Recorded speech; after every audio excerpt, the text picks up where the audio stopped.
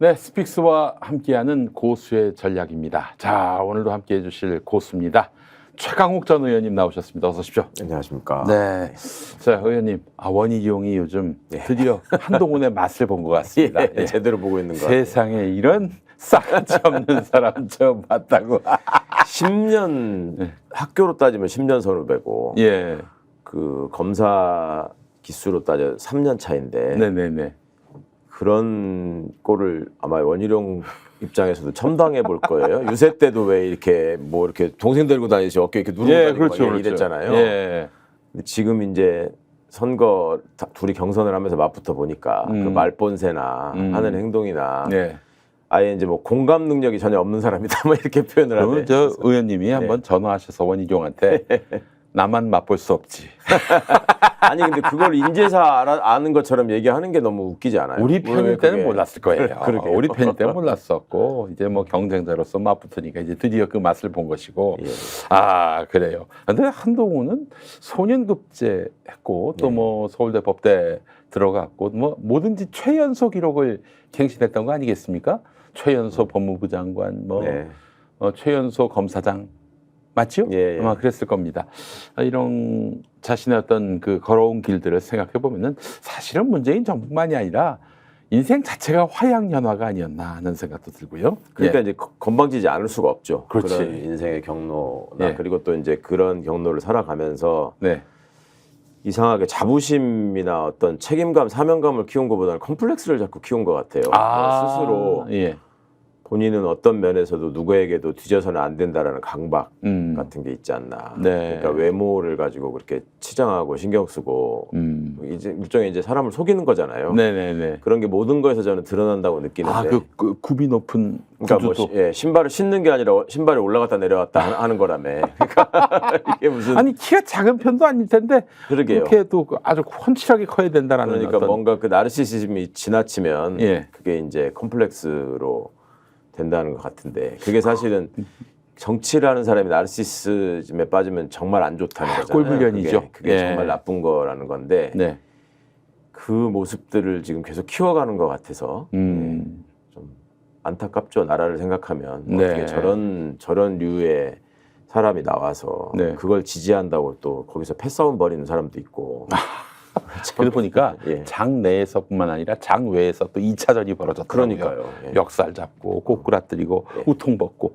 이야, 아주 이 정당은 뭐 그야말로 뭐 숨겨놓은 속이 없는 정당이에요. 그러니까 본능에 되게 충실한 것 같아요. 그걸 여과 없이 드러내고 본능이라는 게 이제 곧 욕망하고 이어지는 거니까. 욕망 앞에 성실한 거죠. 그 사실 화양연화 얘기가 나오면서 아스팔트 보스트를 또 이제 한동훈 싫어하잖아요. 그래서 화양연화 얘기해가지고 막 그 저쪽에 아스팔트 보스트들이 비난하기를 화양연화가 중국 영화이기 때문에 기본적으로 한동훈은 친중이다. 그런 얘기를 하더라고. 그래서 아니 홍콩 영화 아닌가요? 중국으로 넘어가기 전 홍콩 영화 아니에요? 자, 그것도 웃기고 또 하나 합하면서 친중이네요. 그리고 또 이제 전광훈 같은 경우 화양연화를 처음 들어봤나 봐요. 그래서 환양연이라는 얘기네. 수준들이 아주 재밌는 분들입니다. 정말 그분들이 있기 때문에 또 우리가 한번 웃을 수도 있는 것 같기도 하고요. 자, 그 어떻게 한동훈이 당대표가 되겠죠? 지금 뭐 그 뭡니까 그 저기 여기 문자 댓글 문자 문자 김건희 문자 공개 이후로 오히려 그게 한동훈한테 독이 되는 게 아니라 득이 되는 것 같아요. 그렇죠. 이거 워낙 윤석열 지지율이 낮은 상황에서 김건희 지지율도 낮은 상황에서 김건희 지지율은 없습니다만은 아니 그런 마당에서 한동훈이 김건희 문자를 씹었다? 아니 이건 한동훈한테 호재지요. 그자들은 지금 뭐 그렇게 나오면은 뭐 자기들이 유리할 줄 알았다는 것 자체가 충격입니다. 바보들이에요. 저는 그러니까 이제 윤과 김의 성정을 볼 때 한이 그 뭔가 좋은 자리 차지하는 걸 절대 용납 못할 것이다라고 생각해서 저게 쉽지 않을 것이다라고 생각하는 편이었는데 그런 식의 이제 본인들이 아직도 대단한 그 지지를 얻을 수 있다. 그러니까 배신자 프레임이라고 하는 거는 기본적으로 자기를 좋아하고 추종하는 사람이 많을 때 유효하게 작동하는 거 아니에요? 또는 그 사람의 리더십이 어떤 종교적 지지일 때 박근혜 같이 박근혜 같이. 그런데 이 사람들은 지금 지지율도 바닥이고. 그러게요. 이 지지층으로부터도 지금 우려를 사고 있는 판인데 한동훈이가 우리를 배반했으니까 예. 아마 배신자가 될 것이다. 이런 생각을 했다는 것 자체가 사실은 또 놀랍습니다. 그러니까 이제 그런 사람들끼리 서로 배신을 운운한다는 것도 참 놀라운 일이고 그러면 박근혜한테 윤석열은 어떤 존재인 것이며 그렇지. 예. 그거는 뭡니까 그러면 예. 그 윤석열과 한동훈이 배신 관계면 예. 또 박근혜와의 관계에서는 또 어떻게 되는 것이고 저는 그러니까 박근혜를 구속시키고 20년형밖에 했는데 예. 근데도 배신자면 유승민이에요. 그러니까요. 놀라운 일입니다. 이건 진짜 정말 이 사람들의 멘탈리티는 그러니까 그런 당 지지하는 거예요. 보면. 예. 일단은 그 한동훈이 당대표가 될 가능성이 높고 1차에서 될 가능성이 높고 예. 그래서 제가 좀 알아보니까 저쪽 당 친윤 쪽에서 예. 배신자 프레임을 이제 가동하고 더 한층 가동하고 그 사람들도 그냥 죽을 수 없다는 생각하겠죠. 김옥균 프로젝트, 예. 김옥균 프로젝트 3일천하. 그래서 이제 최고위원 수는 다수를 친윤이 점해서 예. 또 의석수로 보면 한 4, 50석 된다고 하더라고요. 아직도 4, 50석이 된대. 네, 예. 그래서 대차게 밀어가지고 한동훈을 예. 물러나지 않을 수 없게끔 만든다. 이게 그들의 구상인 것 같습니다. 이 사람들도 지금 최고위원 경선 같이 하는 거 아니에요? 네네네. 근데 최고위원 누가 나왔는지는 지금 아세요? 저는 무슨 누가 김세희가 나간다는 소리 들은 거 외에는 아는 바가 없네요. 일단 최고위원 누가? 제가 지금 네, 파악한 후보들이. 바에 따르면은 네. 친윤 쪽에서 한 3명 이름을 제가 잘 기억하지 못하겠는데 뭐 기억해 젊은 분들이 봤자지요. 나가나요? 아니 하여튼 뭐 하여튼 친윤 쪽인데 네. 그 한동훈 쪽이 2명이에요. 어. 한동훈 2명이 누구냐면 장동혁하고 예. 그 장인 진영구하고 김미란 진종호 사격 선수. 그 사람이 최고위원을 나갔어요. 둘이 될 것이다. 그러기 예측하면서 오. 셋은 친윤이 예. 김민전 포함한 친윤이 장악을 해가지고 확실하게 이제 코너로 몰겠다. 그런 구상인 것 같습니다. 예. 자기들 힘으로는 이제는 이 시점에서 한동훈을 밀어내기란 좀 힘에 그럼 붙이고. 예전에 이준석 몰아내듯이 그렇지. 이제 예. 그 앞에서 또 이제 모욕 주고 예. 뒷구멍으로 또 공작하고 그 지금 나온 것만 해도 뭐 댓글 건도 있고 그러니까 댓글 아이템이 많죠 뭐 한동훈이야. 그렇지. 저기 조국 혁신당에서 만든 저 한동훈 특검법 예. 그것만 컨트롤 C 컨트롤 V에도 예. 뭐 충분하죠 사실은. 그럼요. 예. 야, 오늘도 오다가 보니까 한동훈이 무슨 그 최혜병 특검법에 예. 대해서 뭐 예. 긍정적으로 생각해야 된다는 쪼로 그래요? 얘기를 한 것 같아요. 오. 지가 이제 뭐 대법원장 추천으로 바꾼 것 때문에 네. 판이 좀 바뀌지 않았냐. 우리가 예. 뭐 이걸 회피하면 안 된다 이런 식으로 얘기를 했대요. 예. 채널A인가하고 인터뷰를 하면서. 예. 그러면 윤 쪽에서는 당연히 한동훈 특검법 카드를 어떻게든 쓰려고 하겠죠. 일단 거부권 행사하고 뭐 행사하든 않든. 국회로 돌아왔을 때 예. 친윤 10명만 그렇죠. 가결표 너무 던지면 쉬운 일이잖아요. 예. 둘의 싸움은 너무 재밌습니다. 모처럼 그 팝콘 각이라고 해야 될까? 진짜 근데 그 보수를 참칭한다고 말은 했지만 네. 저 정도로 저질이고 저 정도로 능력도 없고 저 정도로 아무런 논리가 없이 맥락이 없이 정말로 먹잇값 놓고 그냥 막 최선을 다해서 다투는 그런 정말 개싸움이잖아요. 이거. 네네네. 실제로 보이는 물리적인 난투의 모습도 그렇지만 네. 저 사람들 지금 당대표가 여당의 대표가 되겠다고 하는 사람들이 비전에 대해서 얘기하는 게 뭐가 있어요? 배신자 아니야? 전혀 아니냐? 없어요. 예, 저런 아니야 이런 소리 하고 있으니. 예. 익십을 했느냐 안 했느냐 예. 뭐 이런 거 가지고. 예. 그러니까 그것도 사실은 조금이라도 나라를 걱정하고 조금이라도 정치를 안다 그러면 그런 얘기를 먼저 하면 안 되잖아요. 경쟁자라는 사람들도. 그럼요. 예, 이게 예. 지금 국정 개입 문제에 대해서 예. 일단 짚고 네. 자기들끼리 다 그런 얘기 하는 거 아니에요? 뭐 당정 관계를 수평적으로 만들겠다. 다 그러잖아요. 지금 네, 네, 셋 다. 윤한테 네. 끌려다니지 않겠다는 식의 얘기는 다 하면서 네. 예전에 있었던 일에 대해서 그럼 명확하게 짚고 넘어가야지 그 말에도 예. 의미가 실리는 거고 논리적 일관성이 있는 거지. 네. 그거에 대해서는 본질을 흐리고 계속 배신자냐 아니냐, 왜 읽고 씹었냐, 무슨 뭐 딴 데 가서 무슨 얘기했냐, 뭐 이런 소리가 하고 공방 벌이는 사람들이 뭘 할 수 있을까요? 저 사람들은 그냥 평생 거래거든. 이게 저는 사실 그 불행의 시점이 자기 당 대선 후보가 없어가지고 예. 꼬아온 거 아닙니까? 그렇죠. 꼬았다기보다는 영입을 한 거 아니에요? 그 자기 당에서 배출한 대통령을 구속시킨 검사들을. 네.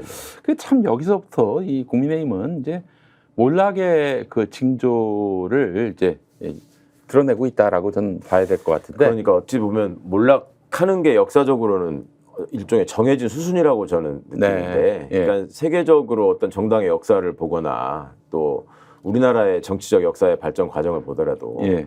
저런 정당이 계속 일정한 세를 형성하면서 국회 안에 머물러 있다라고 하는 거는 네. 여러 가지로 좀 비극적이거든요. 지금까지 너무나 많은 예를 보여줬잖아요. 그러니까 사람들을 너무너무 괴롭히고, 네. 그다음에 무고한 목숨들이 너무 많이 희생되고, 그렇죠. 예, 그다음에 안보건 경제건 뭐 제대로 해내는 게 하나도 없고, 네. 오로지 그냥 굴종, 예. 탄압, 예. 뭐 그다음에 아부, 네. 뭐 이런 걸로 유지되는 집단인데, 네.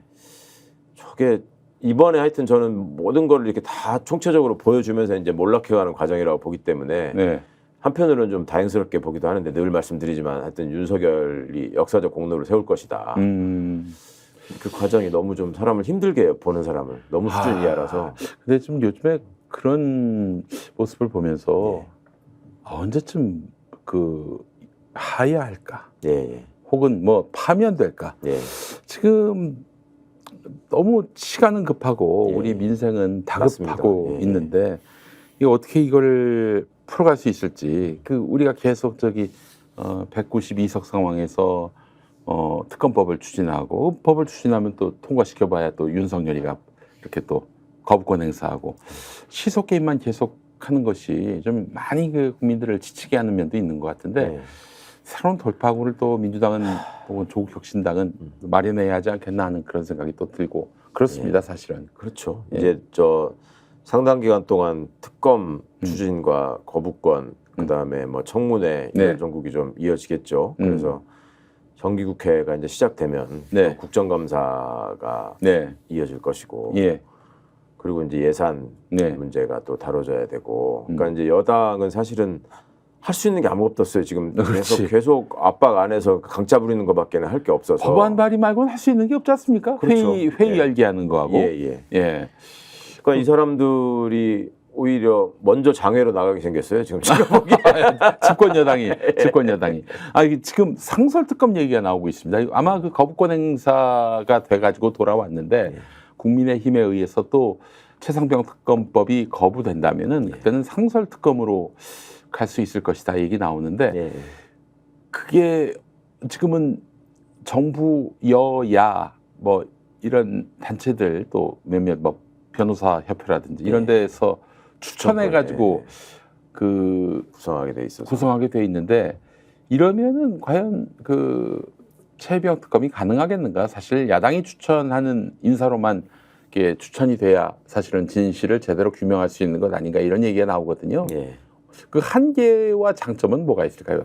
말씀처럼 이제 특검을 구성하고 임명하기까지 난관이 많이 예상되죠. 제대로 된 특검이 뽑힐 수 있을 것이냐. 사실은 이 상설특검 제도가 법에 들어간 게 국힘에서 추진한 제도잖아요. 저게. 그래요? 상설특검이? 공수처 반대하느라고 만든 제도죠. 그래서 그렇게 해서 상설특검으로 하면 되지 않겠냐, 제도화하자라는 거는 저쪽 사람들이 먼저 주장을 했었고. 그렇구나. 너무 고맙네. 근데 그 구성원도 검사 숫자가 아마 한 5명인가가 한계일걸요. 그러니까 당시에 뭐 국힘 쪽에서 제안한 아니고 밀고 당기고 하다가 조정된 아니니 그게 무슨 얼마나 핵심적인 내용들을 잘 구성을 했겠습니까? 김건희 종합특검만 해도 이게 다룰 게 몇 가지인데. 그러니까 지금 이제 상설특검을 만약에 한다고 하면 상설특검 법은 있으니 그 사건 하나하나별로 지금 쪼개가지고 디올백 특검, 그렇죠. 양평 특검, 그렇죠. 뭐 경력 위조 특검, 이런 것들을 이제 쪼개서 하는 게 그나마 성과가 날 것 같다. 현재 구조. 그래서 저는 이랬으면 좋겠습니다. 각각 다 기소해가지고 법원이 다 달라. 일주일에 7번째 판밖에 하는. 그리고 이제 또 그렇게 해서 선출한 특검을 또 임명 안 하겠다고. 법에는 뭐 3일 안에 임명하도록 돼 있는데 그러거나 말거나 임명장 안 주고 내가 임명 안 하겠다라고 또 할 사람이니까. 지금 국민의힘이 그럴 계획을 세워놓고 있어요. 그런 짓들을 또 생각하고 꾸미고 있고 또 그걸 결행할 수 있는 사람들이니까. 일정 부분 상설특검이라는 게 이제 아이디어로서 또 카드로서 되게 유효한 것이긴 하고 절대 접어서는 안 될 일이긴 하지만 그래서 특검법을 관철시키는 게 예. 중요한 것 같습니다. 그래요. 관철시키는 게 제일 중요하고 상설특검하면 좋은 점은 윤석열이 거부해봐야 소용없고 그렇죠. 다만 법안 자체를 무력화시킬 수는 없으니까. 다만 임명을 그렇죠. 한정없이 보류할 수 있다는 예, 점. 예. 그리고 저 야당 말고 여당도 뭐 그리고 보수적인 뭐 변호사 단체 이런 쪽에서도 추천할 수 있다는 점. 예. 이런 점이 좀 단점으로 작용하긴 그러니까 하지만 역으로 생각하면 상설특검을 뽑았는데도 네. 올렸는데도 임명을 안 한다면 예. 그거 자체가 이제 명백히 불법적인 행동이기 때문에 네. 그거는 또 특히 자기 범죄를 가리기 위해서 그렇죠. 권한을 남용하는 거라서 예. 탄핵 사유를 확실하게 이제 추가가 되는 거죠. 아휴, 그래요. 참 어쨌든 이게 정상적이고 법리대로 탄핵하기는 참 쉽지 않습니다. 네. 국민의 뜨거운 어떤 윤석열 타도 의지가 광장이든 어디든 솟구쳐야 하는데. 네, 참 기가 막히는 게 그런 거죠. 네. 제가 예전에 박문진 이사를 할 때 네. MBC 분들이 그런 얘기를 했거든요. 네. 김재철이라는 사람이 사장을 할 때 예. 설마 그래도 MBC 출신인데 네. 그렇게까지 하겠어? 그렇게 하면 회사가 망가지는 건데 예. 설마 그렇게 하겠어? 예. 하는 건 다 했거든요. 예. 그러니까 그럴 만한 것들을. 예, 이 사람도 지금 윤 정부도 아유 설마 그렇게 하겠어 하는 거를 지금 하지 않습니까? 네네네. 이번에도 뭐 디올백 가지고 또 거짓말 시키는 거 보십시오. 그 얘기 좀 한번 해봤으면 좋겠어요. 아니 그 디올백을 원래는 김건희가 받은 날 네. 돌려줘라 이렇게 코바나 컨텐츠부터 같이 있었던 직원한테 시켰는데 행정관한테 시켰는데 그 행정관이 나의 실수 네. 깜빡하고 안 줬다는 거 아니에요? 예. 이거는 명백히 이제 김건희 처벌 못 받게 하려고 그렇죠. 안 받게 하려고 네. 그렇게 수를 쓰는 것 같은데. 예. 예. 어떤 방법으로도 지금 법망을 피해 나갈 수 없고 범죄가 명백하니까 이제 운전자 바꿔치기로 가는 거죠. 술 먹고 음주운전하고 사고 낸 것까지 이제 명백하고 네. 그걸 지울 수가 없으니까 예. 내가 운전 안 했다라는 식으로 이제 바꿔치기 하는 사람들처럼 김호중 씨 수법으로. 예, 예. 그렇게 하려고 하는 건데 그렇게 하기에는 앞에 저질러 놓은 말들이 그렇지. 윤석열은 뭐가 되고 이철규는 두 번이나 뭐가 사과했고. 되고, 예. 권익위원회는 뭐가 될 것이며 네. 하물며 본인이 공개한 문자에도 네. 자기가 잘못했다고 했잖아요. 그 네. 부분에 대해서. 그래서 사과하겠다고 한 네. 거 아니에요. 한동훈한테. 예. 예. 그래놓고 지금 지금 와가지고 돌려주려고 했다라는 식으로 말을 만들어내면 그 몇 달 만에 지금이라도 아니 그 전에도 이명수 기자가 돌려달라고 했잖아요. 네. 돌려주면 되는 거고 최재현 목사님한테 카톡을 보냈어도 되는 거고 가져가시라고. 그렇지. 예. 이거 도대체 말 같은 소리를 해야지 무슨 논평도 하지. 그래서 사실 이거는 제가 봤을 때는 예. 대국민 설득용은 아니고 예. 중앙지검에다가 나 부르지 마라. 네. 그리고 이 정도면은 안 부를 수도 있는 거 아니야 하면서 자기를 출석 못 시키게 하려는 어떤 그런 꼼수가 아닌가 하는 그런 생각이 거죠. 들고요. 그런 거에다가 이제 그런 식으로 한번 여러 개 던져보고 예. 그게 먹힐 수 있을 것인가 한번 예. 간도 보는 것 같고. 예, 아니 참- 워낙 국민을 우습게 하는 거예요 이게. 맞습니다. 예. 예. 아니 근데 이게 아무거나 막 던지는 거 보니까 이거 정말 국민이 굉장히 우습게 보이는 그러니까 측면도 저기는 있고. 전략적인 팀 플레이가 안 된다라는 거는 지금 여러 면에서 확인이 되잖아요. 예. 그 전까지 점괘에 의존하고 있는 거 아니냐라는 얘기가 예. 지금 자꾸 이렇게 하는 거 보면은 좀 맞는 것 같아. 네. 예. 혼자 앉아가지고 예. 뭐 기도 드리다가 머리에 떠오르는 거 있으면 이렇게 해보자. 이렇게 하는 거 외에는 지금 어떻게 국민을 무시해도 이렇게까지 할까? 바보들이 아니면은 이럴 수가 없는데. 아니 그러면 대통령실에 이런 정무적인 그 판을 짜는 사람이 없습니까? 있을 것도 같은데. 그럴 만한 사람이라는 게 거기 예. 지금 구성돼 있는 사람들을 보면 다 극우 출신이거나. 그렇지. 예. 그 다음에 본인들이 예전에 수족처럼 부리던 사람들, 네. 뭐 일종의 업자 같은 사람들, 뭐 이런 사람들이 들어있는 거잖아요. 네. 그러면 그런 사람들이 아이고 저 대왕마마 훌륭하십니다, 뭐 네. 여왕마마 훌륭하십니다만 하고 있지. 예.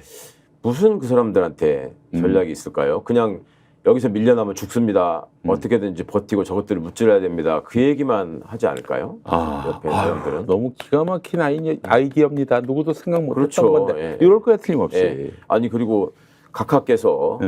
마음을 먹으시면 이 나라는 예. 그대로 해야 되는 겁니다. 예. 라는 식의 얘기. 뭐 저 떠드는 놈들이 있긴 하겠지만 생무시하고 하면 됩니다. 그러니까 이럴 것이고. 차지철류의 마인드. 예. 그런 거 있지 않습니까? 뭐 예전에 박정희하고 김재규 씨한테 버러지 같은 놈이라는 소리 들었던 게 네. 탱크로 뭐 한 100만 명 정도 밀어버려도 아무 상관없다라는 식의 얘기를 하잖아요. 그러니까 권력에 도취해서 뭔가를 그 권력을 배경으로 해서 지켜야지만 내가 살 수 있다라고 생각하는 사람들의 멘탈리티는 비슷하다고 봐요. 그때나 지금이나. 이 보니까 지금 시중에서 이 이슈, 그러니까 뭐 깜빡하는 바람에 못 돌려줬다.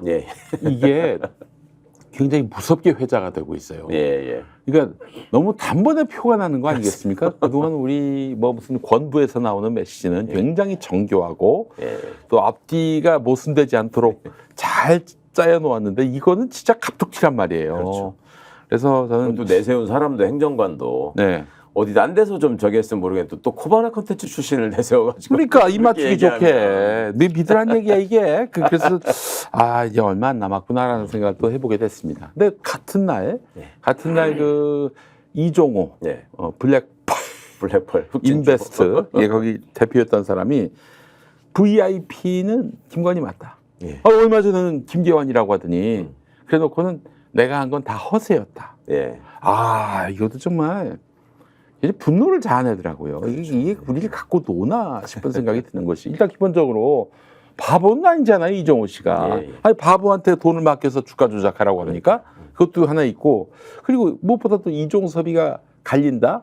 그리고 해병대 4스타가 생긴다. 아니 이거 거의 예언자 선지자급으로 자기가 예측했는데 어떻게 바보가 이런 예언을 할 수 있겠어요. 그러게요. 그래놓고는 뭐 나는 그 김건희 모른다. 연락처도 모른다. 이렇게 나온다는 것 자체가 이것도 역시 그 김건희로 하여금 면책하게끔 하려는 그런 의도가 아닌가 싶은데. 그러니까 그 카톡방이 공개될 거라고 생각을 못 하고 있다가 되게 다급해지긴 한 것 같아요. 언론하고 저 JTBC하고 인터뷰도 하고 이러는 걸 보면 뭔가 체근을 당하는 것 같고 본인이 굳이 체근을 당하지 않더라도 엄청난 심적 압박을 느끼는 것 같은데 이미 너 어떡할 거야 빨리 나가서 좀 수습해봐 뭐 이런 연락을 받았을 수도 있고 본인 입장에서야 감옥을 갔다 왔잖아 이 사람이. 그러니까 자기가 어찌 보면 내가 김건희 대신 살아주고 나왔다라는 식의 생각으로 더 업돼 있었을 수 있는 사람인데. 그러네. 그 시점이. 대신 내가 징역 살아주고 내가 입 열면은 저게 다 끝나는 문제였는데 내가 그냥 지게꾼처럼 지금 짊어지고 가고 있다라는 식의. 그래서 임성근이 봐줘라. 내가 구슬려 보겠다. 그렇죠. 그런 얘기를 할 수 있는 배경은 그거죠. 그거 아니면 그 사람들이 무슨 금전적으로 뭐 크게 뭐 이종호 씨가 신세를 진 것도 아니고 무슨 남녀 관계가 있는 것도 아니고 둘 사이에 뭔가가 딱 이렇게 잡혀 있는 게 있는 거죠 지금. 그러니까 그런 얘기가 가능한 거지. 뭐겠습니까? 그거 아니면. 저 근데 그 JTBC 나가서 해명한 게 뭐 이렇게 김건희에게 유리하게 바뀐 것 같진 않아요, 국면이. 그렇죠. 도리어 더, 너 그 VIP가 김건희였어? 다들 여기에 이제 방점을 두는 것 같고요. 그렇죠. 그러니까 그런 얘기가 조금 일부 나왔잖아요. 거기 그 단톡방에 참여하던 그 송모 씨라는 경호처 출신 사람, 그 사람이 무슨 김용현이라는 현 경호처장을 언급하고 했던 것도 그걸로 무슨 일종의 꼬리 자르기 아니냐, 뭐 방향을 돌리는 거 아니냐라는 식의 잠깐 나왔다가 그것도 쑥 사라질 수밖에 없는 게. 애초에 최혜병 사건 터지고 나서 여기 관여되고 뭐 압력 넣고 시작이 된 게 안보실 관계자들이 처음에 등장을 했다가 그 다음에 이제 이시원이가 나타나면서 비서실까지 추가됐잖아요. 거기다가 이제 경호처까지. 그러면 용산의 전체 세 축을 이루는 부서가 다 움직였다는 건데 이걸 움직일 수 있는 사람은 그야말로 VIP죠. 근데 그 VIP가 누구냐? 자기들끼리 V1, V2 뭐 이렇게 부른다고 얘기를 하는데 그 V1이 과연 성 씨가 윤 씨냐? 그거에 대해서도 지금 확증이 없는 거예요. 바뀌었다. V2하고 V1이 바뀌었다. 이런 얘기도 있고. 그 실제로 김용현이가 그 영향을 미칠 수 있는 데가 이제 군 쪽이지 그 나머지에까지 영향을 미칠 수는 없는 것이다. 실제로 그 사람이 이종섭하고 통화를 한 게 기록이 나왔고 임기훈 국방비서관하고 통화를 한 거는 나왔잖아요. 그러니까 이제 김용현이라는 사람이 육사를 나왔기 때문에 거기 지금 그 최혜병 사건의 그 외압이나 그 기록 탈취, 그 다음에 뭐 박정훈 대령에 대한 어떤 구속 추진 뭐 이런 것도 문계기 이런 거에 다 엮여 있는 사람들이 지금 하나같이 다 육사 출신이거든요. 네네네. 그 중에 제일 선배야 김영현이가. 그러니까 저기 그 사람 그 쓰리스타죠. 네. 예비역 삼성장군 출신. 그런데 사성 장군이 국방부 장관 가는 걸 또 그렇게 막았다고 하대요. 예.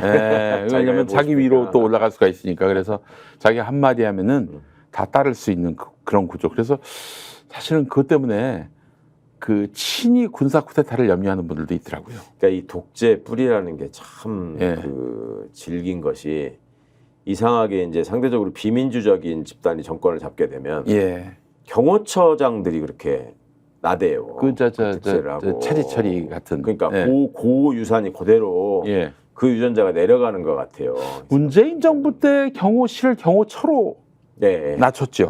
격화시킨 것도 사실은 그런 일을 없도록 그러니까 그 사람들이 위해서. 하면은 항상 경호실이라고 해가지고 장관급으로 운용을 하려고 그러고 경호실장을 맡은 사람은 반드시 군인사나 각종 인사에 개입한다는 소문이 돌고 저 사람이 실세라는 얘기가 반드시 따라다니고 문재인 정부 경호처장은 직급을 낮추기도 했지만 경호처장이 뭐 했는지 누군지도 잘 모르실 거예요 아마. 누가 했는지도 모르겠어요. 그러니까 잘 기억을.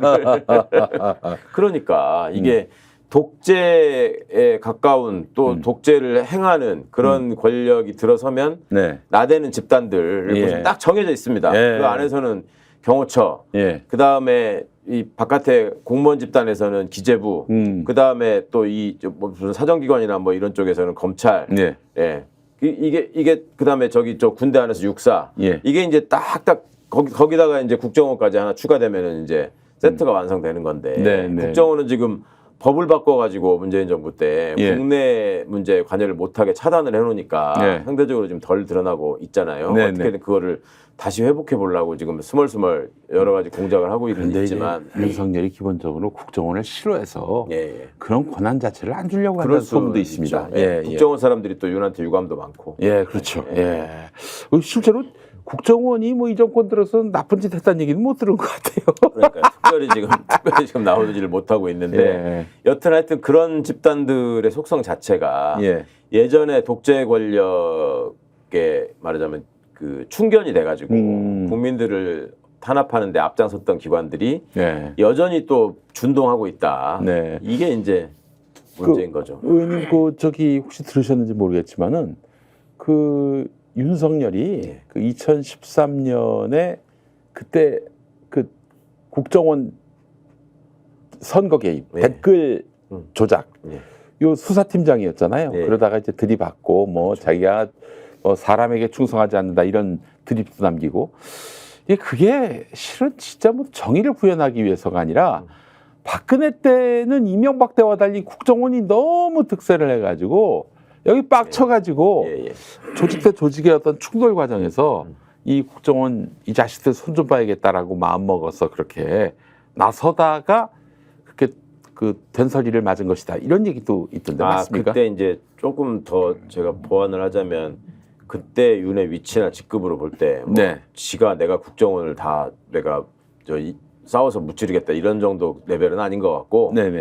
그때 이제 그 사람 생각은 그 세상에서 검찰이 제일 센 조직이고 제일 위에 있어야 되는데 국정원을 못하게 너네가 개겨? 뭐 이런 정도의 그냥 그러니까 골목대장이 옆골목 깡패한테 네가 지금 나하고 지금 뭐 붙어보겠다고? 뭐 이런 건데 우리 편 깡패들이 지금 안 도와주니까 거기서 짜증이 난 거고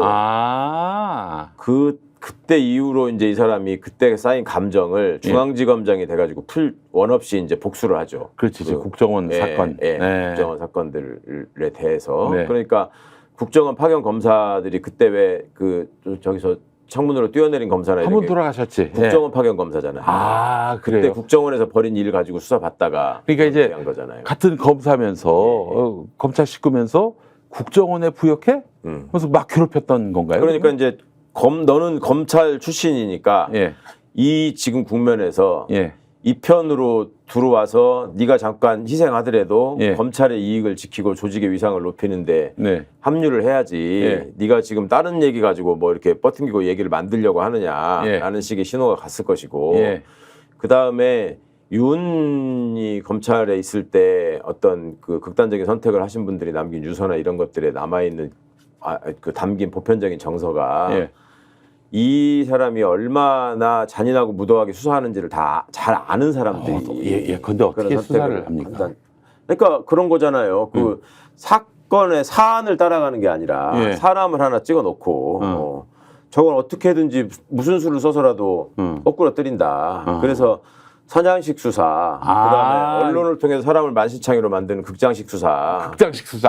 그러니까 우리 저 백재호 수사관이나 이런 분들이 우리 가족들은 제발 건드리지 마라 부탁한다 뭐 이런 식의 얘기를 하지 않습니까? 그게 돌아가셨죠. 저는 그때 그런 느낌을 받았거든요. 그러니까 이제 뭔가 이 사람한테 원하는 그림이 있고 그 그림을 그리는데 협조하지 않으면 가족들 괴롭히고 이제 주변 사람들 다 끊어내고 이런 짓들을 하잖아요. 그리고 그거를 조국 장관 사건에서 너무나 많이 보여줬잖아요. 또 요즘에 또 이재명 대표 사건에서 그렇죠. 그 사람을 딱 찍어놓고 얘는 죽여야 돼. 그래서 뭐 온갖 수단 방법을 다 가리지 않고 그냥 그럼요. 이 사람을 범인으로 만들어버리고. 검찰에서 윤이나 한해 그 수사하는 거를 어깨너머로서라도 본 사람들은 한결같이 다 하나같이 하는 말이에요. 저 사람들이 저것들이 무슨 짓을 어디까지 할지 모르는 사람들이다. 라는 거는 지네 조직 안에서도 이미 정평이 있었던 야, 뭐 하여튼 익십도 그렇고요. 댓글 뭐 조작단을 뭐 구성했다느니 뭐 당에 뭐 당비를 뭐 또 횡령했다느니 모든 이슈를 갖고 한동훈을 죽이려고 하는 윤석열의 요즘 태도가 바로 이제 윤석열식 수사. 그렇죠. 사람 죽이기 수법이고 이거를 당하는 한동훈의 기분은 어떨까요? 아니, 그러니까 할 줄 아는 게 그거밖에 없는 사람들 둘이 지금 맞붙은 거라서 제가 늘 말씀드리잖아요. 얘네는 정면 대결은 절대 못한다. 귓구멍으로 가가지고 등 뒤에서 쑤시는 거를 할 기회를 계속 보는 것이고 지저분한 걸 계속 흘릴 거다 서로. 그게 이제 계속 이제 아마 점유과경이 될 것 같습니다. 네. 정말 참 재밌습니다. 야, 그러니까 아마 한동훈도 그래. 뭐 나한테 당했던 사람, 윤석열한테 당했던 사람이 다 이렇게 기분이 이러했겠지. 오늘 그 내부에서 한 말이 워딩으로 흘러나온 것 중에 재밌는 걸 봤어요. 그 총선 백서를 지금 경선 전에 공개하느냐 마냐 가지고 그게 저 사람들도 쟁점이잖아요. 총선 백서면 당연히 한동훈의 그 어떤 그러니까요. 리더십이 대단히 부실했다. 그러니까 원희룡, 나경원, 뭐 윤상현 이쪽에서 빨리 공개해라 이러는 거고 한동훈이는 그렇게 얘기했더라고. 거기에 대해서 뭘 나중에 공개해야 된다, 뭐 경선에 영향을 미친다 이렇게 얘기한 게 아니라 누구 때문에 졌는지 뻔한 거 아닙니까? 이렇게 얘기를 한 거야. 그거를 저 때문에 진 게 뻔한 거 아닙니까라고 말할 인종이 아니잖아요. 그러니까 그 윤석열, 김건희 때문에 졌다 이 얘기하는 거 아닙니까? 그렇죠. 참 모양이 정말 가관이에요. 야, 이 윤석열 한동훈이가 이렇게 충돌할 줄은 꿈에도 생각을 못했는데 언젠가는 뭐 결국에는 그 과거 권력 또 미래 권력 간의 다툼으로 이어질 것이다라는 생각을 했지만 세상에 그게 3년 남겨놓고 그것도 총선 전에 터질 줄은 꿈에도 몰랐습니다만 어쨌든 그렇게 과거에 자기가 수사했던 사람들 괴롭히듯이 한동훈을 지금 막 갈구고 있는 상황이고 한동훈이 어떻게 나올지가 너무 궁금합니다. 저는 솔직히 얘기해서. 아니 뭐 그 도와주는 댓글팀도 있고 본인이 그동안에 해왔던 그 편집국장으로서 사귀는 언론들도 있고 하니까 최대한 또 그 공작을 시작하죠. 근데 그때는 누가 감시할 사람이 없었지만 이번에는 눈에 불을 켜고 볼 거란 말이죠. 그렇죠. 꼬투리라도 잡으려고 그럴 상황인데 여러분 정말 재밌습니다. 이거 보는 것만 해도 얼마나 참 즐거운 일입니까? 지들끼리 싸우는 거 보니까 그래요.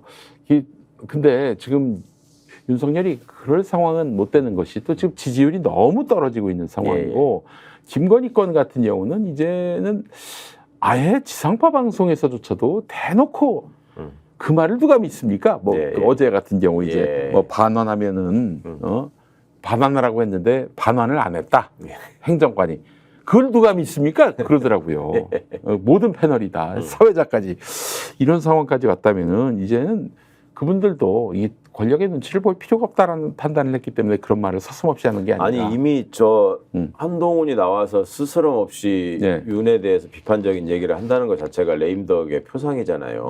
그 자타가 공인하던 핵심 똘마니, 소위 황태자라고까지 불렸던 그런 자가 저렇게 나설 때 다른 사람들의 생각은 뭐 뻔한 거 아니겠습니까? 네. 빨리 어느 쪽에 줄을 서야 되나.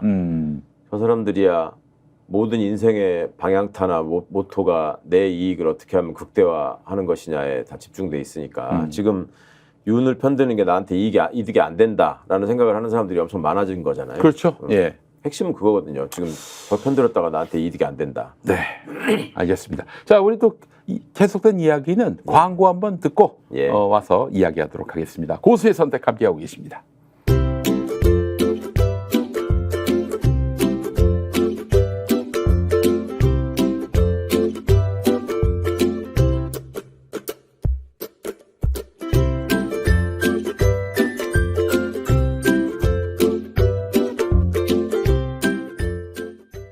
네, 프로그램 이름이 갑자기 고수의 전략으로 바뀌었네. 예, 제가 실수했습니다. 고수의 전략입니다. 고수의 전략 우리 최강욱 전 의원님과 함께하고 있어요. 자, 그러면은 이제 최병특검법 받을까요? 이거는 진짜 정치적 상상력이 어마어마하게 누가 받는다고요? 윤이? 한이? 예. 한이야 뭐 어떻게든 조정해서 해봅시다라는 얘기를 대표가 되면은 꺼낸 얘기가 있으니까 하려고 하겠죠. 아니 그게 대놓고 할 수 있는 스타일은 아닌 것 같고 딱 돌아왔단 말이에요. 이제 제2표결로 들어간단 말이죠. 저기 한동훈 친한파 믿을 수 있는 딱 10명만 모아놓고 야 가결표 던져 해서 가결이 되면은 그 순간 이제 가동이 되는 거 아닙니까? 이렇게 될 경우에는 그것도 얼마나 민주당 안이 윤석열이 선택할 여지가 없게 만들어 놨어요. 뭐 예를 들면 며칠 안에 뭐 임명하지 않으면은 뭐 바로 자동으로 뭐 누가 된다 이런 식으로 해놨단 말이죠. 그래서 요거는 곧바로 탄핵 파면으로 가는 고속도로에 오르게 되는 건데 얼마나 좋습니까? 자기 손에 피하는 방법을 안 묻히고 그렇게 윤석열을 보낼 수 있는 것이고 윤석열을 보내지 않으면은 한동훈의 미래가 어찌 될지 모르는 건데 저 같으면은 제가 한동훈이라면은 아마 그런 식으로 야야야 찬성표 던져 이렇게 하지 않을까. 그래 놓고는 뭐 겉으로는 저기 우리가 반대표 던져야 된다 뭐 그렇게 얘기해 놓고요. 그럴 가능성은 없을까요? 저는 그렇게 일찍 그렇게 하지는 못할 것 같아요. 왜냐하면 일단 관료 출신 그러니까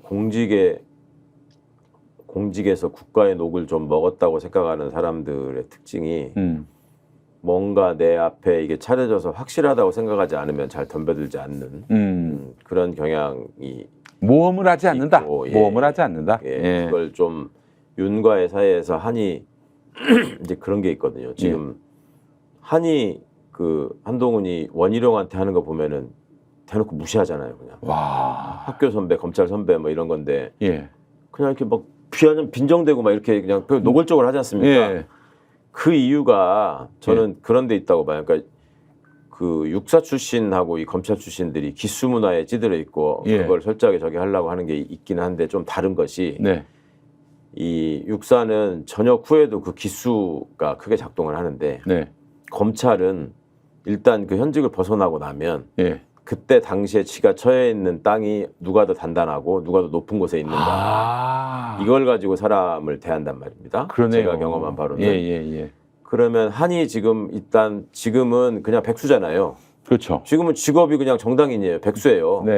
그런데 그 당대표라는 지위를 차지하게 되면 지 밑에 이제 단단한 땅이 생겼다고 또 그걸 확보하기 위해서 지금 저러고 다니는 건데 그게 어느 정도 확보되면 이제 약간의 딜은 시도할 것 같습니다. 그러니까 용산하고 용산하고 왜냐하면 둘이 공동운명체라는 사실은 둘이 서로 너무 잘 안단 말이에요. 만약에 서로가 서로를 폭로하는 걸로 가면은 둘 다 쉽게 죽는다는 걸 아니까. 그러니까 어떤 공동의 무슨 먹잇감을 하나 만들어서 이걸 이렇게 해가지고 같이 가야 되지 않겠냐라는 식의 그 시간을 좀 가지려고 할 것 같아요. 그리고 조중동을 비롯한 소위 이제 보수의 키를 쥐고 있다는 그 배우 집단 이런 사람들도 그런 방향에서 뭔가를 모색할 시간이 좀 필요할 것 같고 그러니까 곧바로 한동훈이 지금 이제 민주당은 전당대회가 끝나고 나면은 그때 이제 그 날짜 잡아가지고 재의결을 추진하겠다 이렇게 지금 발표를 했잖아요. 네네. 국민의힘 전당대회 끝나고 네네. 나서. 예. 그러면 그러고 나서 바로 하기에는 시간이 예. 그리고 그렇게 해서 특검법이 통과되면은 그 후폭풍이나 파장이라고 하는 게 그러니까 한이 입지가 단단해지지 않은 상황에서 그게 통과되면 당대표에서 금방 쫓겨날 수 있다라는 것도 생각을 해야 되기 때문에 네. 조금 더 시간을 가지고 네. 더 좀 더러운 판을 벌인 다음에 이제 하지 않을까. 예. 수 있지 않을까. 기반이 예. 단단해져야 한다. 예. 그래요. 기수 문화가 검찰에게는 없다는 게 굉장히 와닿는데 23기가 윤석열, 예. 24기가 원희룡, 예. 27기가 한동훈. 그러니까 자기들끼리도 예를 들어서 지난번 21대 국회 때 김도읍이 법사위원장이고 네. 정점식 뭐 여기가 간사하고 뭐 이렇게 있었잖아요. 네. 그 나이로는 정점식하고 김도읍이 한 살 많아요. 네. 근데 검찰에서는 예. 완전 하늘과 땅이었거든. 아, 그래요? 예, 김도읍은 저 그냥 지방대에 나와서 지방에 있는 그냥 한미향 검사고. 아, 그 동아대 나왔죠? 예. 그리고 이제 부산에 있었던 그냥 검사고. 네. 정점식은 나름 자기가 잘 나간다고 생각했던 검사였고. 예. 그리고 정점식이 사석에서도 그렇게 얘기했어요. 제가 차장 검사 때 네. 저거 보이지도 않던 검사였는데 네. 참 저기 저러고 있어가지고 기가 막힌다고. 그렇지만 김도읍은 법사위원장이고 네. 거기 간사니까 예. 김도읍이 대놓고 그냥 뭐 무시하고 하는 일이 있었단 말이에요. 아, 그래요? 그러니까 이 사람들은 철저하게 내가 지금 어느 위치에서 내가 너보다 지금 말하자면 문신이 더 커 안 커? 네. 뭐 내 칼이 지금 있어 없어? 이런 걸로 상대를 보는 사람들이지. 촉폭이야, 완전히. 아 진짜 그렇습니다. 그 최선의 지역구 배현진이 네. 초선 비례 김장겸을 보는. 김장겸이가 MBC 사장한테 배현진이를 앵커 시켜줬고 그랬던 거 아니겠습니까? 예, 그래요. 아, 참 재미있는 일입니다. 국회 들어와서는 또 국회 나름의 어떤 다른 트랙이 있다. 예, 저는 놀란 게 김병주 의원이 정봉주 전 의원보다도 나이가 젊으시다면서요? 최고령 후보가 정봉주. 야, 이거 정말 참, 몰랐습니다. 그러니까 대학교 들어가는 연도인 학번으로 따지면 김병주 80학번, 정봉주 78학번이니까. 아, 78학번이에요? 예. 야. 60년생인데 일찍 들어가가지고 또 78학번이에요. 봉도사가 저하고 이제 14살 차인데, 학번이 그러면은 이게. 그러니까 윤석열보다도 하나 위인 거지. 나이는 같은데. 그러네. 근데 제일 젊은 축에 속한 것처럼 또 보이고, 아유, 참 봉도사 대단합니다. 예. 아, 그래요. 이 결국에는, 지금 한동훈과 윤석열은 이제 일단은 전당대회 이후에는 숨고르기에 들어갈 것이다. 예, 저는 서로 간에 이제 다시 한번 또 눈치 보면서 기싸움을 할 것이다. 뭔가, 그리고 한 두 합 정도는 주고받지 않을까. 그런데 뭐 서로의 이해가 너무 다르기 때문에 결국에는 결별하지 않을까요? 당장은 다르지만, 저들이 살아온 행태가 워낙 지저분하고 더럽기 때문에 그거를 더러움을 감추기 위한 이해관계는 또 동일하잖아요. 그러니까 이제 어떤 상황에서 어느 게 더 부각되느냐에 따라서 그건 좀 달라질 것 같아요. 근데 윤석열과 한동훈 사이는 그럴 수가 있는데 김건희와 한동훈 사이가 과연 그럴 수 있겠는가 하는 점도 사실 좀 관심사입니다. 아, 그렇죠. 거기야 뭐 이게 어찌 보면 확실하게 이제 삐졌다고 해야 되나 서로. 아니 그 김건희가 결국 자기가 문자를 공개했을 거 아니겠어요. 그래서 그렇죠. 친윤 보고 공격하라 그랬는데 이게 도리어 더 부메랑이 돼가지고 도리어 이게 한동훈의 그 지지세를 더 확산시켜준 그런 그 자살골이 돼버렸는데. 그러니까 앞으로 이제 보일 형국이 만약에 한동훈이 대표가 된다면 그런 거 아니겠어요. 한동훈은 어떻게든 여론을 등에 업고 윤을 압박할 거 아닙니까. 최혜병 특검법도 받아라. 그렇지. 김건희도 수사 받아야 된다. 이런 식의 얘기를 자꾸 흘릴 거란 말이에요. 그러면 용산 입장에서는 이제 계속 앉아서 술 마셔서 쌍욕을 하겠죠. 저런 거를 내가 여기까지 키워줬나 하면서 그 수하에 있는 사람들에게 야, 이거 그냥 손 놓고 당할 수는 없으니까 뭐라도 해라고 시킬 거고 그러면 뭐라도 하겠죠. 뭐라도 한다. 뭐라도 하는 와중에 근데 한동훈도 내가 가만히 있거나 지금 기반 다지기가 그 시급한 때는 아닌 것 같고 어떻게든 윤과의 전선에서 끊임없이 투쟁함으로써 내가 내 입지를 자력으로 다져야 한다 이런 생각은 안 할지 그러니까 모르겠어요. 한동훈 같은 정치 검사들의 특징이 예. 그 뭐랄까 사람들을 믿지 않고요. 네. 세상의 이치는 네. 그 힘이 쏠리는 대로 움직이게 돼 있다. 네. 그리고 힘이 있는 자가 예. 진실을 결정하고 그것으로 세상을 얼마든지 속일 수 있다라는 일종의 신념 같은 게 있어요. 제가 느끼기에는. 예. 그러면 이 친구들이 이제 그 수사를 하면서 뭔가를 만들어가고 어떤 그 틀 안에서 뭘 하는 걸 보면은 정말로 이게 게임처럼 하거든요. 그러니까 사냥을 하면서 어떻게든지 저걸 피를 흘리게 해서 거꾸로 때리고 내가 이제 마지막에 칼을 치켜들고 웃는 이런 모습들을 꿈꾸기 때문에 세상의 구조가 지금 어찌 보면 이렇게 몇 가지 덩어리들이 있잖아요. 그러니까 이제 밑으로 가면 다 하나로 합쳐져 있지만 예를 들어 재벌 권력, 종교 권력, 언론 권력 뭐 이런 집단들이 있지 않습니까? 여기서 뭔가를 하나를 자기들의 이익의 수호자로 낙점을 하고 내세우고 그걸 띄우는 과정. 이것이 소위 대한민국의 보수를 참칭하는 세력들이 대통령 후보를 만드는 과정이었잖아요. 그러면 그 과정에서 한동훈이가 얼마나 그 이익의 수호자로서 어필할 수 있느냐를 다질 시간이 필요하겠죠. 그리고 이 사람들 입장에서도 지금 윤한테 등을 자꾸 돌리게 되는 이유가 뭐냐면 자기들이 기대하는 것만큼 지금 먹을 게 안 떨어지고 있잖아요. 그렇죠. 그리고 오히려 아리백 같은 거가 모른다고 하면서 그냥 어거지 쓰고 무시하는 바람에 재벌은 오히려 망하게 생겼단 말이에요. 그것 때문에. 그러니까 자기들 입장에서도 지금 이게 윤이라는 사람이 얼마나 무능한가를 넘어서는 무도함이 있는가를 지금 뼈저리게 느끼고 있기 때문에 그러니까 어설프게 잘못 끼어들어서 이거를 만들었다가 본인들이 나자빠지는 건 한순간일 수 있잖아요. 사실은 권력이 마음을 먹고 무슨 재벌을 죽이기로 덤빈다고 하면 저 사람들도 옛날에 국제그룹 같은 거 날아가는 걸 본 트라우마가 있기 때문에 그런 거를 의식하지 않을 수가 없다고요. 그러니까 자기들끼리의 그런 어떤 연대 과정이나 이 힘을 좀 확인하고 서로 이렇게 정립하는 과정들이 필요할 텐데 그 과정에서 얼마나 어필할 수 있느냐.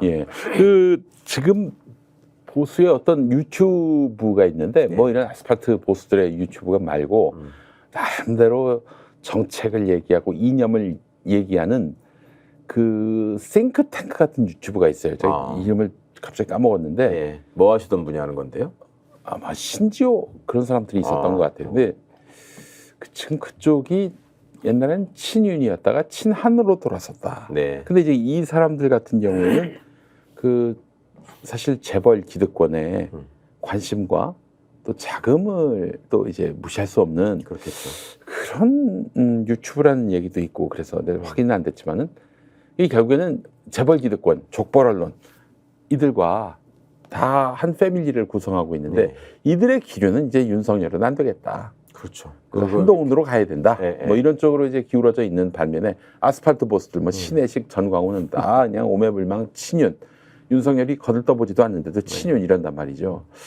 자, 이런 구조 속에 놓여 있단 말이죠. 한동훈도 그들의 어떤 기대와 성원을 등에 업고 있는 상황이고 그렇다면 한동훈이가 윤석열과의 관계는 조금 좀 이 정중동의 그 행보를 보인다면은 김건희 건에 대해서는 이거는 얄짤없을 것 같다는 생각이 들어요. 지금 전에도 한동훈이가 어디 동아일보 인터뷰를 했는데 그 김건희 수사하고 있는 서울중앙지검에 대해서 뭐 검찰의 자존심, 뭐 검찰의 어떤 뭐 공정 중립 원칙 이런 걸 얘기하더라고요. 이거 봐서는 윤석열한테는 뭐 이렇게 드러내놓고 어떤 그런 대결 구도를 만들지는 않겠지만은 김건희 건에 관해서는 이거는 용납하지 않을 것이다. 근데 사실은 윤석열은 김건희에게 가스라이팅 당했고 뭐 결국 김건희에게 휘둘리는 그런 존재인데 이렇게 해서 파열음이 나지 않겠는가 하는 그런 관측도 있습니다. 그러니까 한 입장에서 가장 유효하게 쓸 수 있는 카드가 김건희 수사인 건 맞죠. 워낙 아이템도 많고 또 대통령 본인도 아니니까 그런데도 윤한테는 이제 심장 깊숙이 큰 타격을 줄 수 있는 소재이기도 하고 그러니까 이제 그 카드를 언제 쓰느냐의 문제인데 그거를 손쉽게 쓰기는 어려울 것이다라는 말씀을 드리는 겁니다. 그러니까 조금 다져놓고 쓰지 않을까. 네, 알겠습니다. 자, 그 탄핵 청문회 예. 19일 그리고 26일 이렇게 예. 한단 말이죠. 안 나온대요. 대통령실 예. 전면 거부를 한다고 그러고. 이거 처벌 대상 아닙니까? 예, 이제 그 국회에서 적절한 방안을 이제 찾으시겠죠. 일단 예. 과태료도 부과하고 예. 뭐 고발도 하고. 아니 근데 그 지난주인가 그 저기 그 나오라고 예. 그 청문회 출석 통보서를 갖고 갔더니 대통령실에서 보란 듯이 갖다 버리고. 야, 이해도 되는 겁니까 이게? 그러니까 정말 엔간한 일을 해야지 뭐가 평가도 하고 그러는 건데. 네. 좀 너무나 어이없는 일들을 하니까 예. 그거를 사실은 그렇게 가서 놓고 나오는 거를 몰래 집어다가 또 다시 땅에다 놨다 그래서 그게 전달이 안 된 게 아니거든요. 예, 그건 예. 아무 효력이 없는 일인데 예. 그런 짓을 버젓이 한단 말이죠. 예. 그러니까 이 사람들은 지금 민주정부 하에서 어떤 국민으로부터 위임받은 이 권한을 행사하는 집단이 아니고 네. 그냥 자기들의 세상에서 최대한 어떤 예. 권력을 누리려고 하는 데만 집중이 돼 있으니까 그런 말 같지 않은 일을 하고 있다. 이 수구 보수 단체들이 한 번은 노무현 재단 가서 예. 뭘 전달했는데 그 자리에서 사무처장이 찢어서 그냥 버리더라고요. 예, 그건 예. 가능하지. 민간 단체니까. 그렇죠. 근데 대통령실에서 그거를 예. 갖다 버리는 거 눈에 보이는 그 행위로 예. 이거는 좀 사실 좀 납득이 많이 안 됐어요. 이게 도대체 무슨 배짱으로 일어나? 혹시 윤석열이 시킨 거 아닐까? 배짱이라는 게 어디 있습니까? 지금 뭐 모든 면에서 예. 아니 그런 것도 있지 않았어요? 저기 저기 소위 경로에 따른 네. 윤의 발언이 수보회에서 했다는 거잖아요. 네네. 그 회의록이나 녹취 자료를 내라고 하니까 그런 네. 거 없다고 했다는 거 아니야 비서실장이. 없을 수가 있나요? 그러니까 그게 그거 자체도 명백한 불법이고 말이 안 되는 일인데 그냥 말하잖아요. 없다 그거. 전에 말씀하지 않았습니까? 네. 그 문재인 대통령 때는 예. 식당 가서 하신 말씀도 다 기록을 했다고. 예. 밥 먹으면서 하는 얘기. 계속 녹음기 들고 따라다닌다니까요. 근데 이자들은 그런 것도 없는 건지 예. 있는데 좀 저기 하고 쌍욕 담기고 이러면 다 지우느라고 지금 없애는 건지. 예. 예. 일각에서 또 그런 얘기 들었어요. 내가 경로했다는 거 그거 있을 것 같아? 예. 그런 얘기를 그 당사자가 했다는 거예요. 네. 소문에 의하면은 예. 여기 지웠다는 얘기 아닌가 그런 생각도 들고. 그러니까 채널A 사건 터지고 고발사주 사건 터지고 할 때 대검에 있는 자료들도 다 디가우징하고 포렌식 했던 애들 아니야. 윤이 총장일 때. 할 수 있는 일입니까? 못할 일 아닌가요? 저질렀잖아요. 그렇게. 그 책임 안 집니까? 아니 그러니까 지네들이 책임을 져야 돼. 처벌을 받아야 하고 지네들이 수사해야 되는데. 네. 아 그러네 보니까. 공수처는 내부를 들여다볼 수가 없고. 그러고 있는 거죠. 그러니까 그게 예. 정치 검사를 뽑아놓은 대가를 나라가 지금 너무 아프게 치르고 있는 거예요. 이게 무슨 꼴입니까 정말로. 네. 법을 그냥 오로지 출세와 본인의 어떤 이익을 실현하기 위한 도구로만 생각을 했지. 네. 그것이 어떤 권한을 가지고 권력을 또 쥐었을 때 그거를 제약하고 제한하는 의미로서의 권력이라고 한 번도 생각해 본 적이 없는 집단이란 말이에요. 법을 대하는 기본 태도가. 그리고 그 집단을 떠받치고 있는 사람들 자체도 그런 원칙이나 기준에 대한 인식이 없잖아요. 그냥 힘 있는 놈이 마음대로 하는 거다. 이런 거고. 그러니까 제가 한동훈 입장이라도 그 아스팔트 보수를 별로 신경 쓰지 않는 이유가 아니 저것들은 또 내가 힘이 생기면 바로 와서 붙는다. 아니 대표적인 얘가 김상진 같은 사람 아닙니까? 윤석열 잡아 죽여야 된다고 그 앞에 가가지고 시위하다가 구속됐던 사람 아니에요. 네네네. 그러고 나서 계속 윤석열 또 찬양하고 다니다가 또 구속됐잖아요. 그러면 그런 사람들을 지금 윤이 그 전에 얘기할 때 보면은 국힘 자체를 쥐약 먹은 것들이 모여있는 집단이라고 지금 얘기를 하는데 하물며 아스팔트 보수를 어떻게 보겠냐고요. 근데 그거를 모르고 그러는 건지 알면서도 그게 이득이 되니까 거기 들러붙어 있는 건지. 정권 초에는 그 전광훈 같은 사람이 대통령실에서 나에게 너무 여러 가지로 제안도 많이 하고 만나자고도 하고 개뻥이지. 그거 맛이 되는 소리를 해야지 그거는. 근데도 신자들은 아멘 아멘해요. 그러니까요. 그러니까 그런 분들이 세상의 전부인 줄 아는데 너무 속상한 일입니다. 이진숙은 방송통신위원장 이제 지명돼서 이제 후보자 아니겠습니까? 2인 체제를 계속 유지하겠다는 뜻을 밝히고 있고요. 어떻게 국회가 바로 탄핵 시도하면은 바로 탄핵이 되는 겁니까? 하고 이진숙이 위원장으로서 결정한 일 자체가 계속 불법적인 일을 할 거기 때문에 네. 법원에다가 바로바로 집행정지를 요구해서 받아야 되고. 예. 네. 2인 체제에서 하는 네, 거니까. 네. 지금까지 2인 체제에서 결정한 것들은 뭐 법원에서 거의 다 다 막았잖아요. 예. 그러니까 박문진 이사 선임 때문에 지금 저 난리를 치고 있는 건데. 네. MBC의 대주주 방송문화진흥회 이사. 예. 그러니까 그거를 선임하기 위한 것도 결정이니까. 예. 그 효력을 막는 것부터 시작을 해야 될 것 같아요. 네. 박문진 이사로 지원한 사람들 보니까 참 가관이더만요. 진짜. 그 예전에 다 아시는 분들. 예. 옛날에 아유, MB가 정말... 법정에서 뭐 다 아는 사람들이구만. 제가 그 이름을 보는 순간 참 야. 어떤 사람이 가장 기가 막히세요? 아니 뭐 우열을 가릴 수가 없어요. 그 전부 다 하나같이 진짜 아유. 아니 정말로 제가 네. 문재인 정부가 출범하고 네. 뭐 최승호 사장 같은 분이 그 MBC 사장으로 선임이 되고 네. 이런 과정을 통해서 정말 이제 공영방송은 좀 거듭날 수 있겠구나. 네. 저런 자들 무슨 김재철, 김장겸, 무슨 안광한, 권재용, 뭐 백종문 이런 자들은 정말 다시는 꼴을 안 봐도 되겠구나 했었는데 너무 재밌는 게 백종문. 예. 백종문은요. 예전에 MBC 그 사장 김씨인데 그 김아무개 사장. 예. 그분 막 그 물러나라고 막 그 앞에서 머리 뒤두르고 이랬는데 그 사장 아들이 김세희야. 그렇죠. 예. 그때 그 사장실에 들어있는 사람을 이렇게 의자째 들어다 버렸잖아요. 예. 그랬었죠. 예. 그때 그 사람이 김세희 편이 됐어 나중에. 아니 이 엄기영 전 사장도 글쎄요. 그 사람도 지원했다 그러고. 아 뭐야 그게 그 형님은 참. 꼴들이 참. 뭐 무슨 노영 방송이다, 뭐 민주노총이 운영하는 방송이다. 그게 맞는 얘기입니까? 아니 계속 얘기하니까 네. 그렇다는 얘기가 돼버렸어요. 그 사람들이 신봉하는 MBC에 관한 프레임은 두 개가 있어요. 노영 네. 방송이라는 거 민주노총 산하기 때문에 노영 방송이다라고 주장하는 거 하나 하고. 네. 그다음에 MBC는 공영방송으로 두면 안 된다. 이거는 예. 바로 치워야 된다. 예. 이게 확실한 그 사람들의 일종의 신념처럼 돼 있더라고요. 사형화해야 한다. 예. 예. 그 박문진 이사를 제가 6년 동안 하는 동안에 예. 아, 이 사람들은 이거를 정말로 신념처럼 생각하는구나라는 거를 그러니까 어떻게든 이걸 하려고 하는구나. 네. 그걸 정말 많이 느꼈거든요. 예. 공공연하게 얘기해요 또 그거를. 예.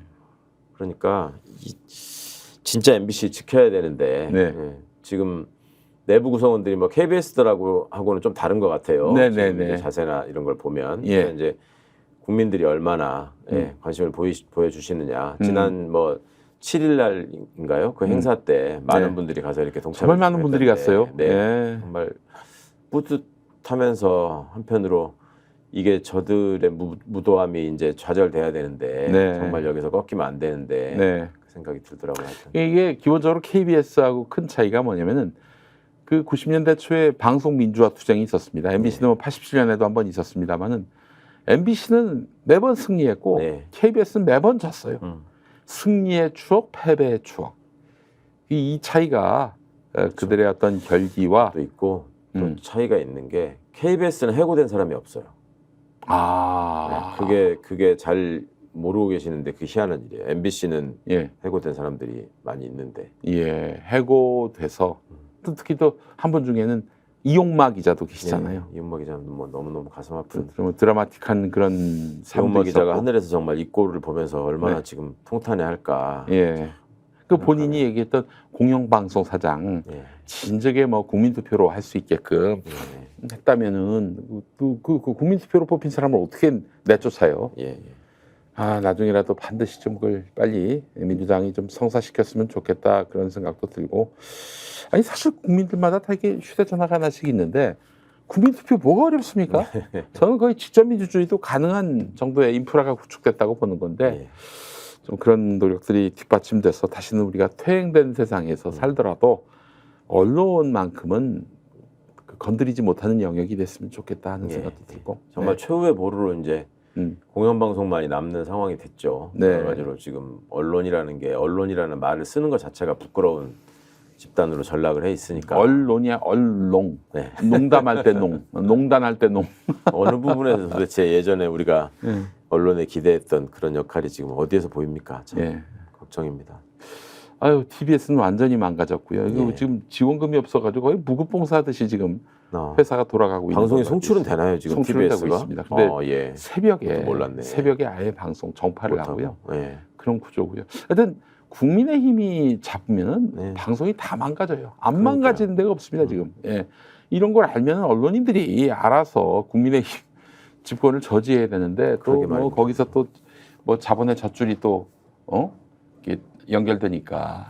그러니까 그쪽에 들러붙어야지 나중에 뭔가 먹고 살 떡고물이 떨어진다라는 생각을 가진 사람들이 굉장히 많은 것 같아요. 사실 제가 그때 MBC 사태나 이런 것들을 볼 때 너무 참담하고 참혹해서 왜 당신들 도대체 이렇게 사는 거냐라고 했더니 사실은 그때 그 구성원들은 그 한 20-30년 동안 같이 근무했던 사람들이 돌변해서 보이는 태도에 너무 충격을 받았거든요. 갑자기 저 국민의힘 권력에 달라붙어가지고 예, 옛날에는 이것도 했던 사람들이 그러니까요.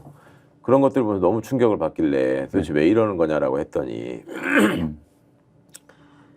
MBC나 KBS 구성원들을 우리가 너무 고평가했다는 생각이 들더라고요. 사실은 이 사람들이 그 독점의 어떤 혜택을 누리면서 그냥 호의호식했던 사람들이잖아요. 그러니까 그거를 놓치기가 싫은 거고 퇴직 후에 대해서 생각하는 불안감이 생각보다 되게 크더라고. 그러니까 그 얘기를 제가 정확하게 제가 가장 이해할 수 없었던 분이 뭐냐면 MB 때 엄기영 사장 쫓겨났잖아요. 그래놓고 한나라당에 입당해서 그 강원도지사로 나간 거는 정말 내 생에 10손가락 안에 꼽는 미스테리였어요. 그러니까 다른 직역보다도 기자들이 특히 그런 게 심해서 정치적으로 그렇게 경도돼 있고 이런 게 심해서 기자들이야말로 안 그래야 될 것 같은데 왜 그러는 거냐라고 했더니 기자 출신 분들이 이렇게 토론을 하더라고. 사실 기자가 끝나고 나면 할 게 없대요. 그러니까 뭐 무슨 부장 정도까지 가면 그 다음에는 이제 편집국장, 보도국장 뭐 이런 걸 하는 사람은 극소수잖아요. 그러면 그 다음에 무슨 뭐 해설위원이네, 뭐 논설위원이네 하다가 이제 뒷방으로 빠져서 이제 나오는 거 아닙니까? 그러면 할 수 있는 게 어디 지자체 갖고 대변인 한다고 앉아 있거나 뭐 기업체 홍보 임원 한다고 가서 앉아 있거나 그것도 길어야 2-3년이고 이인용 씨 같은 경우는 아주 특별한 경우고 예외적인 케이스고 그러니까 이 사람들이 다른 게 뭐 할 게 없으니까 어떻게든 줄을 대가지고 노후를 위해서 또 뛴다는 거예요. 그리고 기자 시절에 활동하면서 만나는 사람들을 그 인맥으로 최대한 활용하려고 하고 그러다 보니 세상에 그 먹을 거 많이 가지고 있는 사람들 옆으로 들러붙어야지 콩고물이 떨어진다는 생각을 더 할 수밖에 없다. 참 너무 슬프더라고요. 뭐 엄기영 사장 같은 경우에는 30년 넘게 MBC에 있었고 매달 25일 따박따박 월급이 나온다는 게 이게 보통 일이 아니거든요. 30년 동안 월급도 뭐 적게 나옵니까? 어마어마하게 나오죠. 뭐 그래도 사장 되니까 뭐 저희 예전에 대학원 90년대만 해도 그런 농담이 있었잖아요. 우리나라에서 제일 좋은 직장이 어디냐? KBS고. 그러면 MBC는 그거는 세계에서 제일 좋은 직장이다. 그런 얘기를 한 적이 있어요. 한국이 아니라. 그래서 언론인들이 그 생기에 저당 잡혀가지고 양심까지도 저버릴 수 있다면은 그건 진짜 뭐 그 사회는 볼장 다 본 사회가 아닌가. 그 사람들도 할 말이 많더라고요. 왜 우리한테만 그런 걸 요구하느냐. 뭐 딴 데는 안 그러냐 그러면 종교인들은 뭐 성스러운 생각만 하고 판검사는 그러면 제대로 된 얘기만 하느냐. 뭐 그런 소리 하니까 세상이 타락하고 있어서 참 너무 걱정인 거죠. 그래요. 아유 미안합니다. 왜 그 언론인만 갖고 그랬는지 모르겠어요.